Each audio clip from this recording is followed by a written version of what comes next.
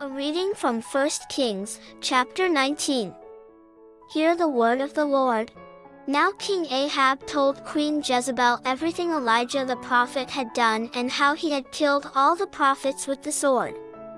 So Jezebel sent a messenger to Elijah to say, "May the gods deal with me, be it ever so severely, if by this time tomorrow I do not make your life like that of one of them."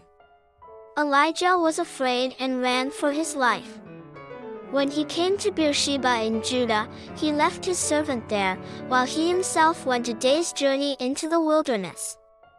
He came to a broom bush, sat down under it and prayed that he might die. "I have had enough, Lord," he said. "Take my life, I am no better than my ancestors." Then he lay down under the bush and fell asleep. All at once an angel touched him and said, "Get up and eat." He looked around, and there by his head was some bread baked over hot coals, and a jar of water. He ate and drank and then lay down again. The angel of the Lord came back a second time and touched him and said, "Get up and eat, for the journey is too much for you." So he got up and ate and drank. Strengthened by that food, he traveled 40 days and 40 nights until he reached Horeb, the mountain of God. There he went into a cave and spent the night. And the word of the Lord came to him, "What are you doing here, Elijah?" He replied, "I have been very zealous for the Lord God Almighty. The Israelites have rejected your covenant, torn down your altars, and put your prophets to death with the sword. I am the only one left, and now they are trying to kill me too." The Lord said, "Go out and stand on the mountain in the presence of the Lord, for the Lord is about to pass by." Then a great and powerful wind tore the mountains apart and shattered the rocks before the Lord, but the Lord was not in the wind. After the wind there was an earthquake, but the Lord was not in the earthquake. After the earthquake came a fire, but the Lord was not in the fire. And after the fire came a gentle whisper. When Elijah heard it, he pulled his cloak over his face and went out and stood at the mouth of the cave. After the earthquake came a fire, but the Lord was not in the fire. And after the fire came a gentle whisper. When Elijah heard it, he pulled his cloak over his face and went out and stood at the mouth of the cave.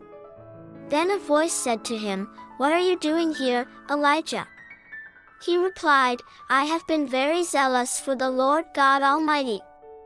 The Israelites have rejected your covenant, torn down your altars, and put your prophets to death with the sword. I am the only one left, and now they are trying to kill me too." The Lord said to him, "Go back the way you came, and go to the desert of Damascus.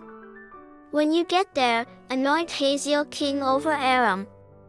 Also, anoint Jehu son of Nimshi king over Israel, and anoint Elisha son of Shaphat from Abel-Meholah to succeed you as prophet. Jehu will put to death any who escape the sword of Hazael, and Elisha will put to death any who escape the sword of Jehu. Yet I reserve 7,000 in Israel, all whose knees have not bowed down to Baal and whose mouths have not kissed him." So Elijah went from there and found Elisha son of Shaphat.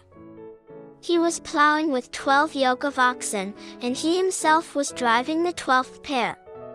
Elijah went up to him and threw his cloak around him. Elisha then left his oxen and ran after Elijah. "Let me kiss my father and mother goodbye," he said, "and then I will come with you." "Go back," Elijah replied. "What have I done to you?" So Elisha left him and went back. He took his yoke of oxen and slaughtered them.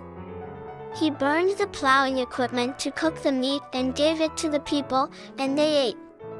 Then he set out to follow Elijah and became his servant. This is the word of the Lord. Thanks be to God.